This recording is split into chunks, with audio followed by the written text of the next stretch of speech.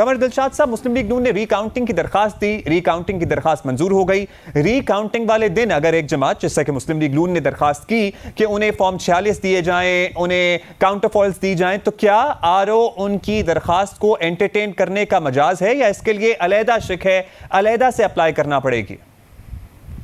देखा जी, असूली तौर पर इलेक्शन कमीशन ऑफ पाकिस्तान ने बाकायदा रीकाउंटिंग का जो हुक्म जारी किया, उसमें वाज़ह तौर पर बताया था कि भी तमाम स्टेक होल्डरों को जिन्होंने शिकायत की है उनको आप बैलेट पेपर की जो है वो कापियां दिखा दें। तो इलेक्शन कमीशन के जो रिटर्निंग ऑफिसर हैं उन्होंने बाकायदा तमाम बैलेट पेपर जो हैं वो उनके सामने रख दिए ताकि आप बैलेट पेपर चेक कर लें, देख लें।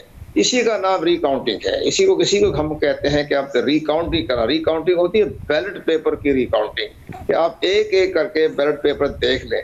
वो इलेक्शन कमीशन ने इनको सहूलत मुहैया की, आप देखें। इन्होंने कहा जी फार्म हमारा 45 और 40 दिखाएं।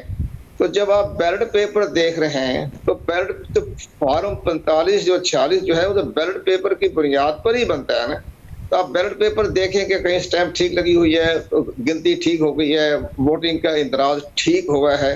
जब आप फिजिकली जब आप बैलेटिंग को मुआयना कर रहे हैं तो फिर बाईकाट करने का मजाज बनता ही नहीं था। बैलेट इस बात का आपने बाईकाट किया, इस लिहाज से ये बाईकाट करने का जो उन्होंने किया तो हमारी नजर में वो उनका फैसला मुनासिब नहीं था। उन्होंने गोल्डन अपॉर्चुनिटी दी इलेक्शन कमीशन पाकिस्तान ने, उस गोल्डन अपॉर्चुनिटी से फायदा उठाते हुए बैलेट पेपर का एक एक जो है वो जायजा ले लेते। कमर साहब, एतराज उनका यहाँ से शुरू हुआ, उनके मुताबिक के बैग की सील खुली हुई थी, एक बैग जिसका वो तस्करा कर रहे हैं, और इलेक्शन कमीशन की तरफ से इस बात की तरदीद कर दी गई है कि ऐसा नहीं है, सारी सील्स इंटैक्ट हैं।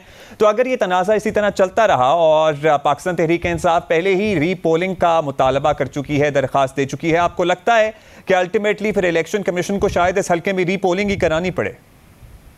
तहरीक इंसाफ का जो मुतालबा है वो दुरुस्त नहीं है। वो इस लिहाज से कि इलेक्शन कमीशन ऑफ पाकिस्तान के पास ऐसी कोई वजह जो है उनके पास ठोस शहादतें नहीं गई जो कि असर नौ इंतखाब के बारे में कोई रास्ता निकल सके।